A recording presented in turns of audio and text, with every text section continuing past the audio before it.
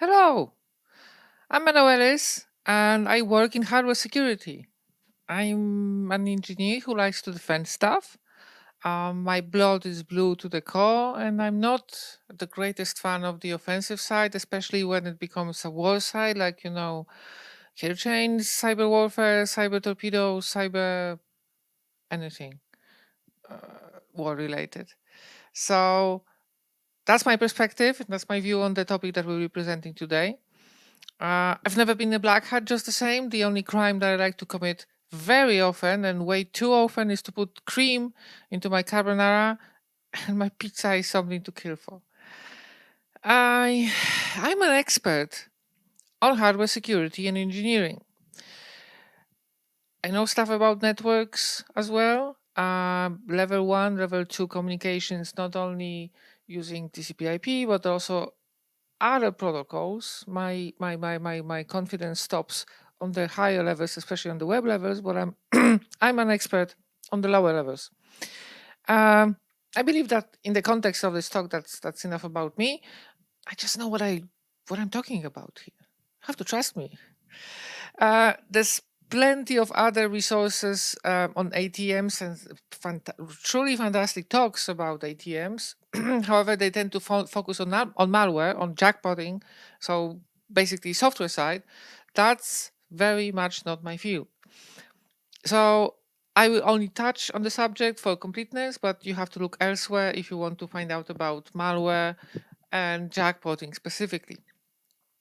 I would instead like to focus on some views on how it works, how the ATM attacks works from the uh, view of person who works with this stuff day to day.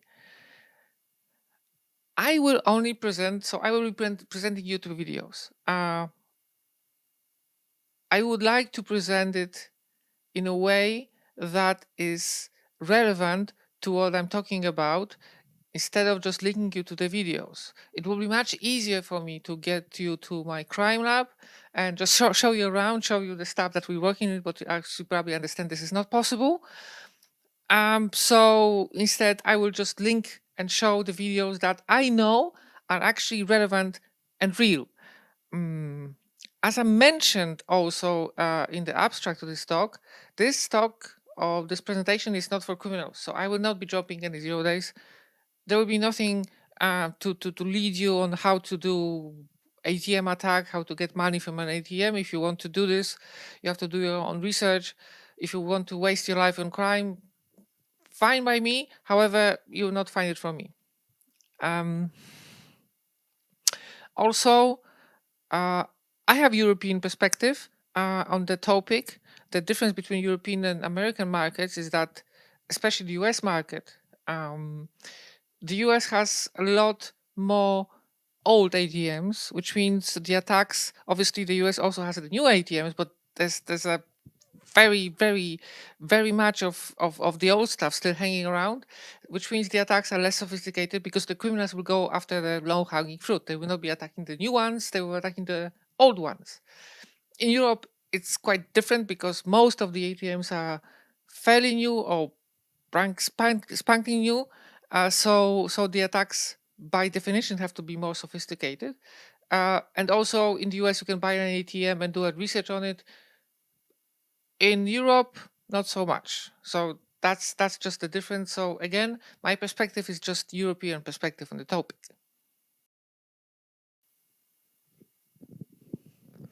Who is this talk for then, if not for criminals?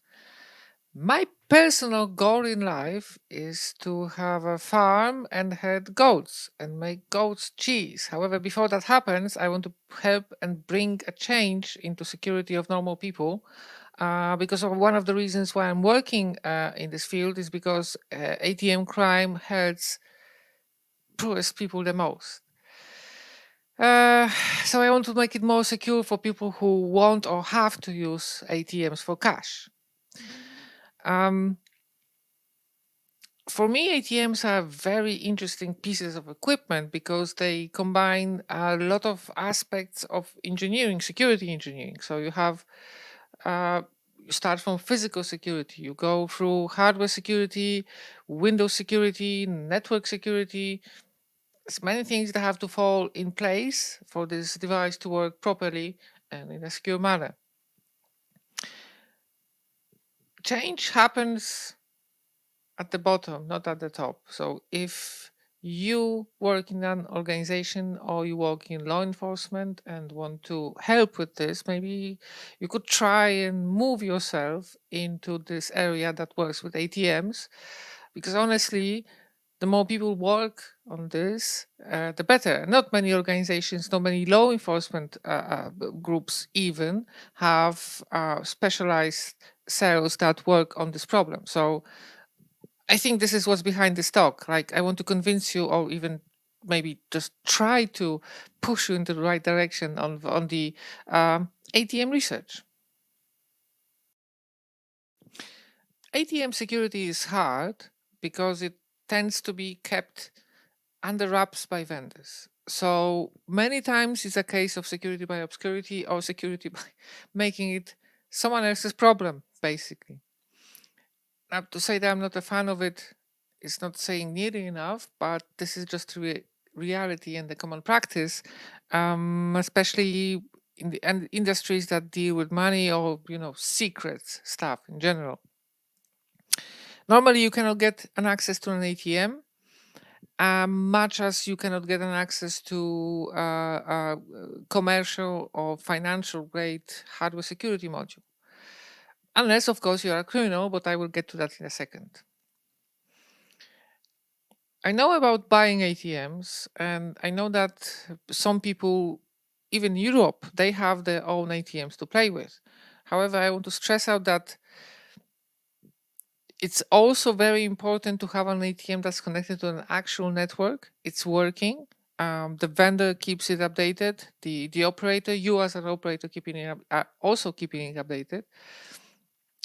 Because also in terms of hardware security, many of the problems that researchers are discovering have already been fixed. So I'm not trying to say this to discourage you, unless you work for law enforcement or work for ATM operator, you cannot do this.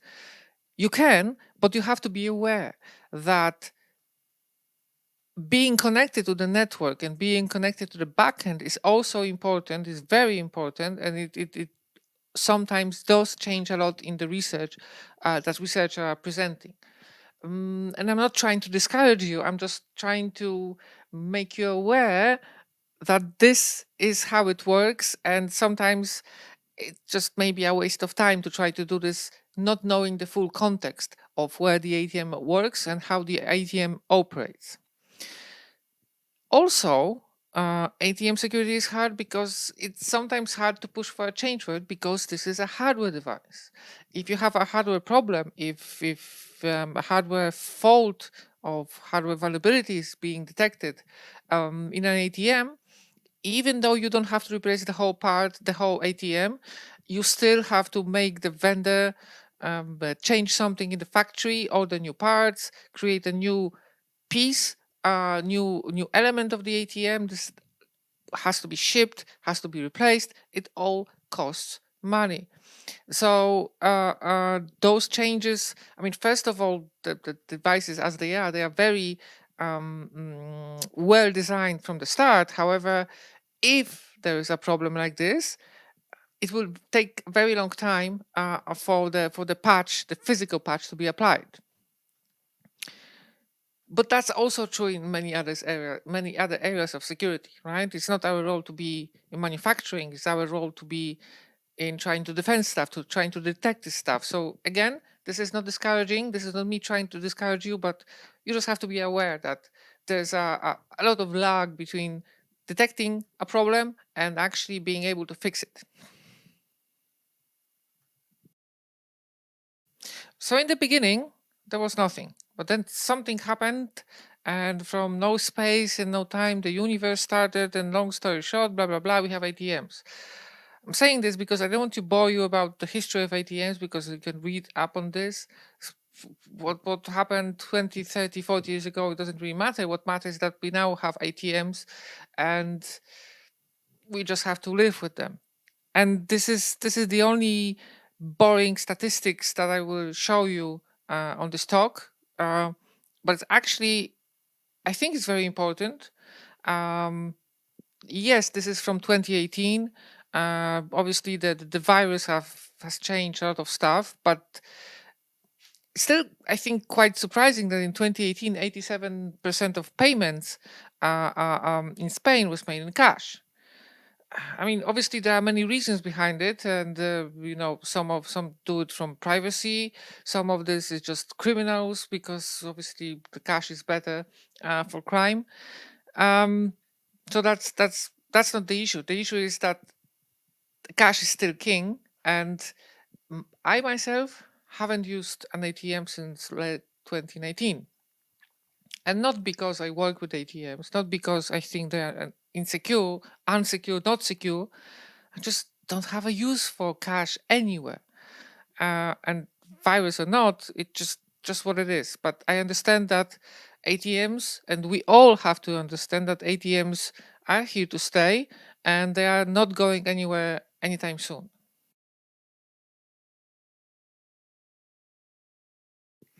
Okay, I think that would be just about enough of rambling and then talking about boring stuff. Let's get to something more interesting. Mm, well, first of all, ATM is much more than just a PC, but at its core, it's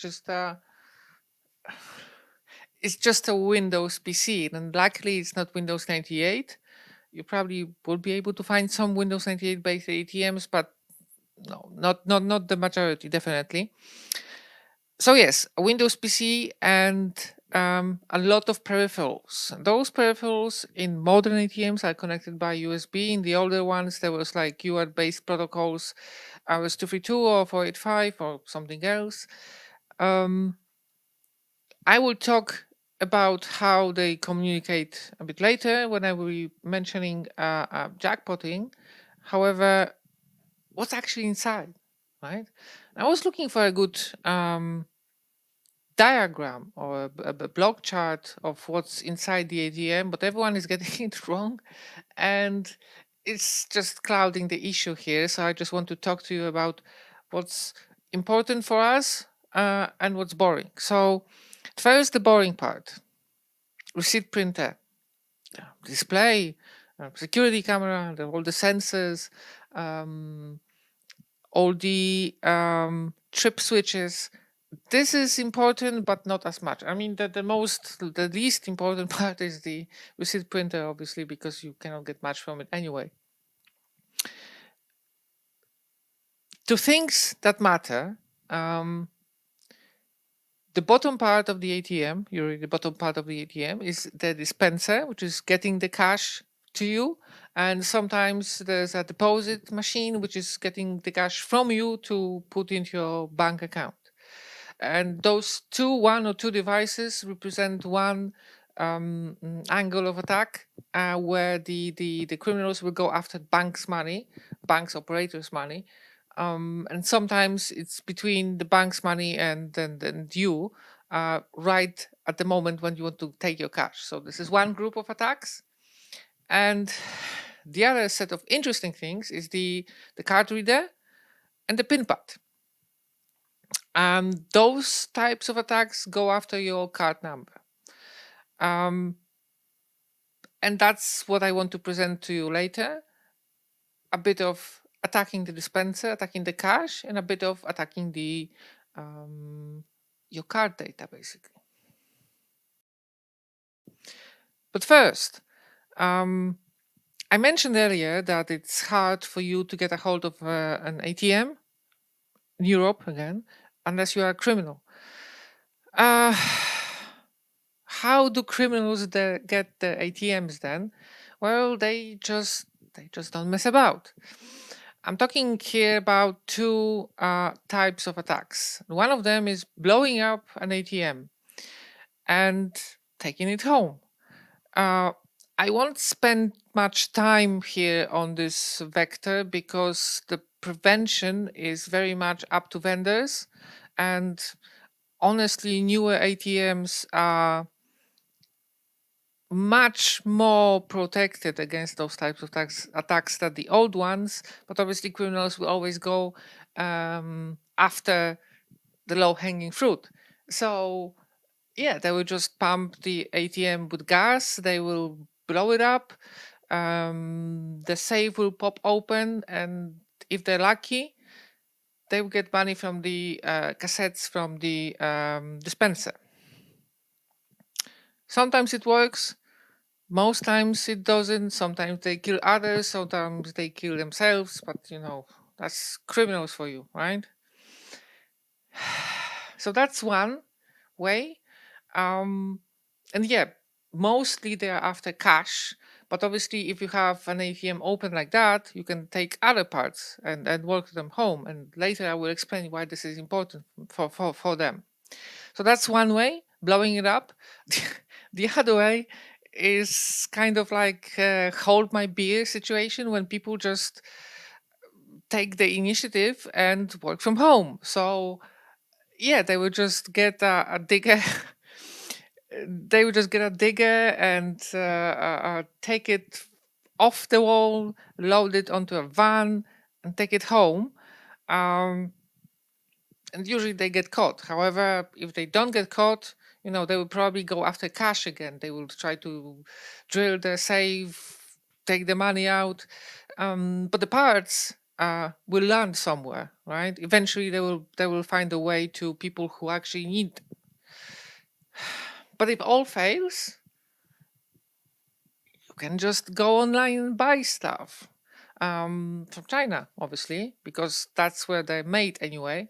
Um, Big gangs have the money, have the facilities to do this, and this is obviously a big business. So this is why they are doing this. So as I say, if you are a criminal gang who's doing this professionally, uh, you just buy stuff online and have it at your place, and you'll be able to work it on a known good part. So there's no way of preventing that.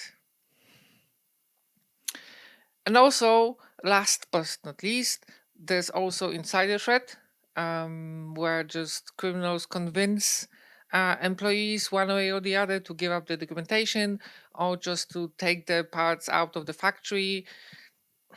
Long story short, criminals have more or less free access to ATM parts, and really there isn't any point in trying to pretend that it isn't. A lot of security about around ATMs relies on stuff being secret. Uh, but the reality is that if you are a researcher, especially independent researcher, you have no way to get this. But if you are a criminal, there's no limit. So we have to assume that criminals get an access to an ATM, working ATM. They have either the drive or the whole PC that's running the ATM. If they get a drive, it's most likely full disk encrypted. So it's like end of the road. If you just have a drive, even if it still works, you're not getting anywhere. If you have a Windows PC, you can, hack into this. There are plenty of ways to do this.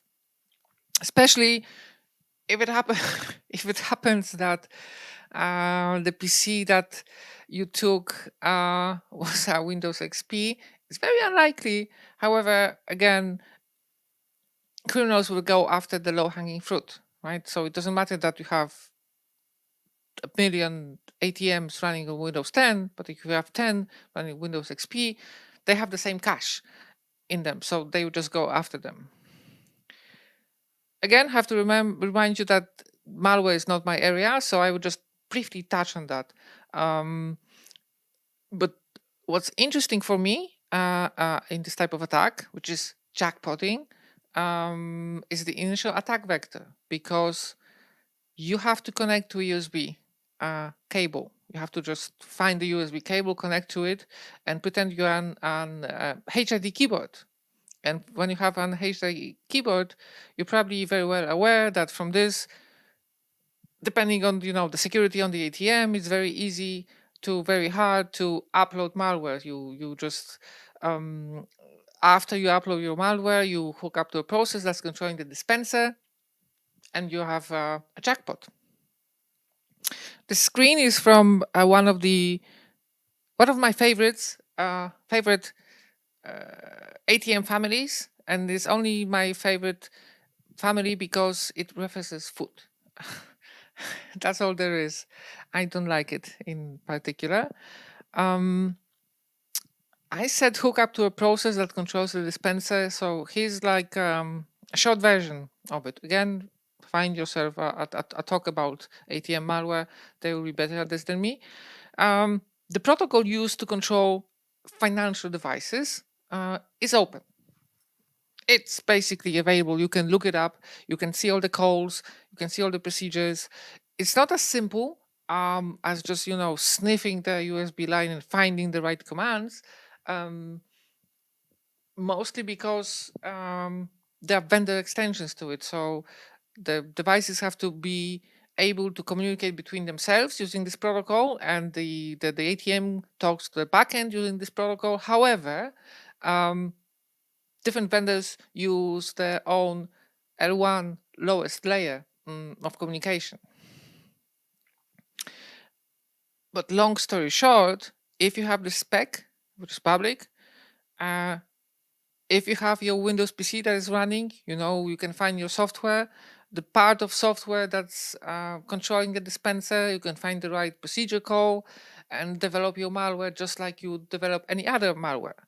So apart from the initial attack vector, it's just or as much as any other malware in terms of developing this and in terms of trying to prevent from this happening. I said USB, I said local attack vector because this is the most common attack vector because it's just the easiest one. And incidentally, a few days ago, Europol has tweeted about arresting gang of criminals who were able to remotely access the ATM. And after looking at this, I knew exactly that it was no remote access, because when I saw remote access, I was very jumpy because that's something new. But actually, it wasn't a remote access. It was just and even in the tweet, you can see that the tool they're using, this is just a local tool to cut a hole in an ATM, get to USB. So same MO as almost every other malware. Get to USB, connect to USB, profit. Right. So assuming you have your ATM, you manage to open the safe, which is where the dispenser sits, and the dispenser still works. And what can you do with it? Well, first of all, you have to marvel its beauty and complexity, to quote the famous movie. I love this piece of equipment because it's so well engineered. I mean, obviously, it has to be well engineered, but the mechanical complexity and the number of sensors on it, it's just amazing. Like I really love this. This is my favorite part of an ATM. However, going back to criminals, so the dispenser and its counterpart, which is the deposit machine, which is just taking this. Dispenser takes the money out. The deposit obviously goes it the other way. The attacks are about trapping the cash between the cash cassette at the bottom and yourself. So those devices are being called cash trapping devices. So what happens is you go to an ATM, you put it in your card, you go through the process, you take the card out, the machine is beeping, take your cash, but there's no cash, right? The thingy opens or it doesn't open. The machine is saying, pick up your cash because you have 30 seconds, blah, blah, blah. Gone. In that moment, most likely what has happened is you have been a victim of a cash trapping crime, a fraud. Hardly ever an ATM breaks in a way that it cannot dispense cash. Most likely, when it does this, there's some device there that in a way prevented the cash from appearing outside and from you being able to take it.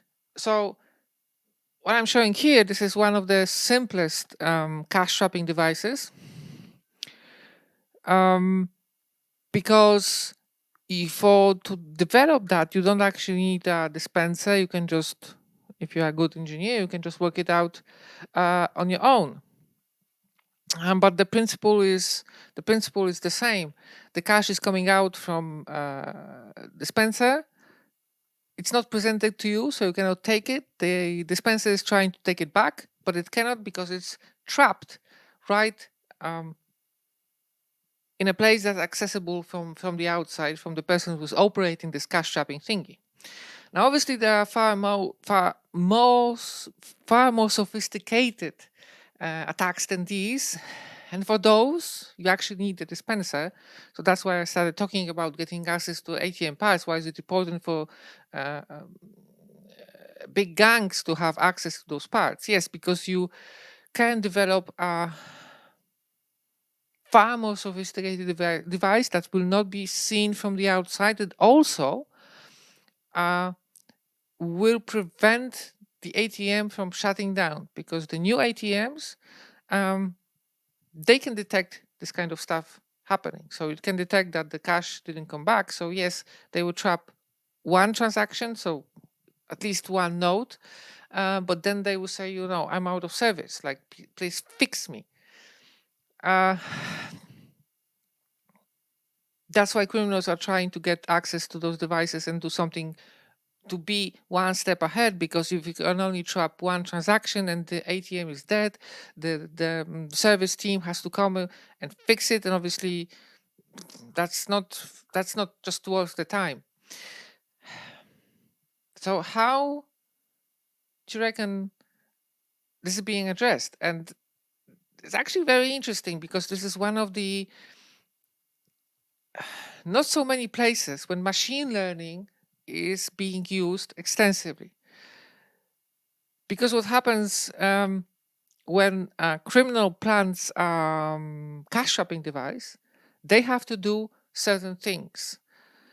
They may be out of order, they may be out of normal sequence of things that are happening on dispenser. And as I said, dispensers, ATMs in general have many sensors. Machine learning can learn to distinguish between normal operation and when something like this happens. So this is my ask to you, actually. If you can be bothered, obviously, because sometimes we just don't care. But if you can be bothered, if it happens to you, there's usually a number on the ATM you can call. Please call them and tell them that this happened, because this helps to prevent this crime. In the long run, obviously, it will take a lot of models, a lot of data to train the models to recognize this pattern properly. However, it starts from this, that people running the ATMs, they know that something happened, and they can correlate the moment that someone called them with all the logs, all the data. So yes, this is how, unless you're working in this industry, this is how you can help. Again, if you can be bothered, please call them and tell them that this happened. So now let's move to my favorite part, stealing card numbers. When I say it's my favorite, it's obviously not because I like stealing card numbers. I just like the most working on this part, because this is the most sneaky crime there is in terms of ATM security. And similar to the cash trapping, sometimes it does affect uh, end users, customers. And what pisses me off is that the poorest people will be hit the most, because if you are a single mom with one bank account, one card, and two kids, and having to pay some stuff with cash, and then suddenly you find out you cannot use your card because it's been blocked, because your the card number has been stolen, and the bank has actually detected it, or you get, cash trapping happens to you, which means you will not get your cash, but the cash doesn't go instantly into your bank account. You're pretty much screwed. So that's why it makes me so angry, this type of crime, and I'm very, very keen to work on trying to fight it. The other thing about this type of crime is also something that pisses me off. Like many things piss me off, but this actually, this is important because it's not only the crime itself, but how people will get the card numbers and convert them to cash is what's important. So, and important and easy. So one of the ways they are doing this is they clone your magstripe, they put it on a different card, they print it, they emboss it so it looks legit, and then they will ship it to a country that's predominantly using swipe and signature. So, for example, the US. Then they will go to a store that's using this type of payment because,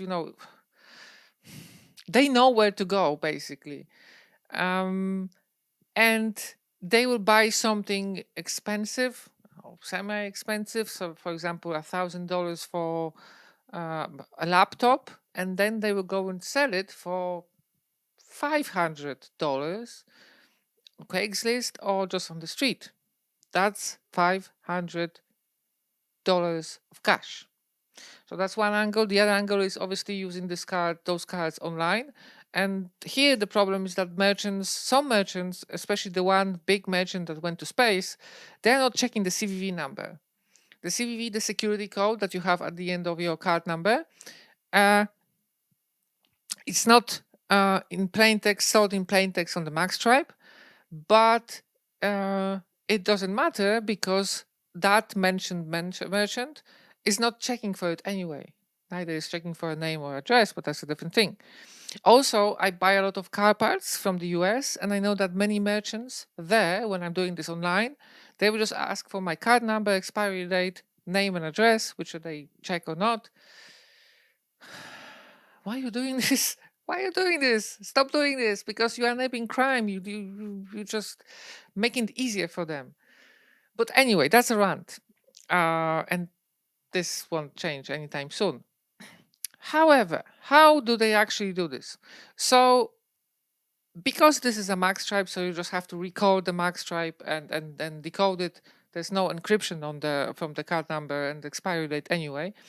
So this is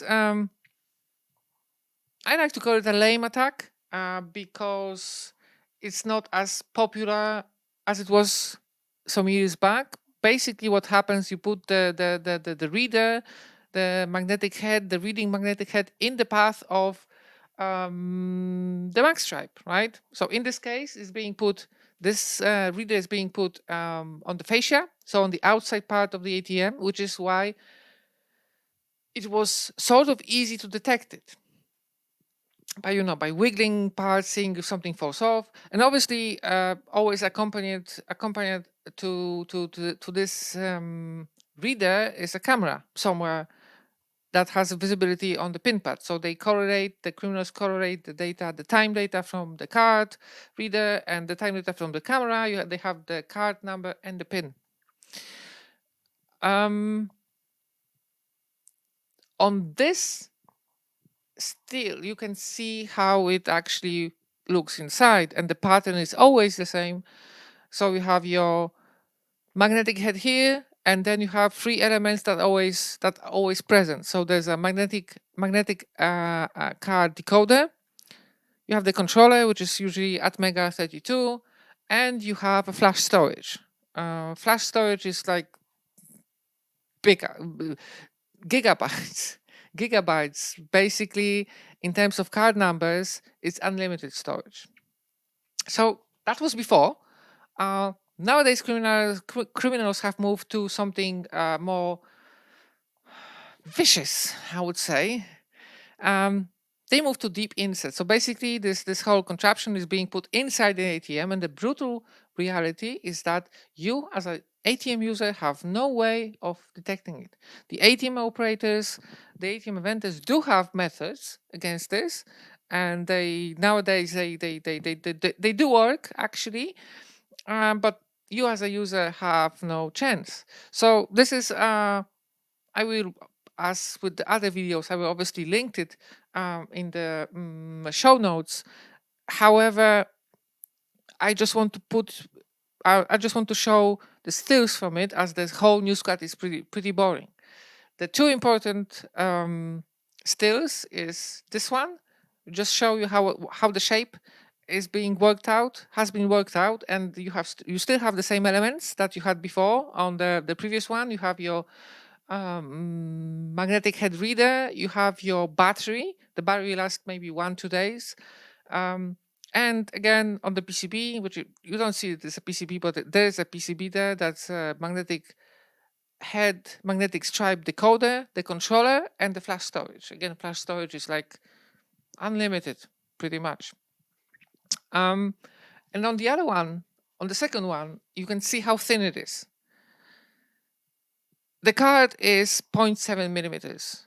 This is thinner. So they are managing to put all the electronics, the battery, the card, the magnetic head reader on this piece of metal, and the whole thing is actually thinner than the card. So they just have to come in, snap it in, put it inside, and obviously after some time they have to take it out. So it's like a two-way operation, but it's the same as with the outside one. So it's no different. How do you actually make this? Because the shape is quite complex, and this is where I'm coming back to availability of those parts. I don't think anyone would just go and blow up an ATM or take it with a digger to get the card reader, because you can just buy them on eBay, and that's the reality. You need the card reader to work out the shape, work out all the where the things touch, right? You have to work out the actual depth of the device. You cannot do this without having access to a card reader.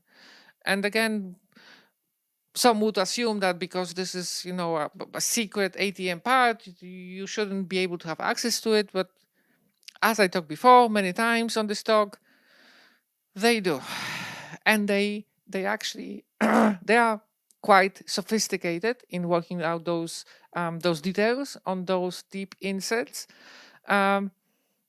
So long story short, this is the most advanced hardware attack on an ATM. However, similarly to detecting cash trapping, again, machine learning helps. There are ways to detect those skimmers in time before they actually are being used. So even if they manage to put it in, because preventing that would require a hardware change. However, the ATM would shut down, and this will be a loss to the operator, but obviously saves a lot of trouble to the customer. So yeah, we are getting better at this. The vendors are getting better at this, but this is still the most, I would say, sophisticated method of attack on the card data. So that's basically all the time I have been allocated for this topic for my talk today.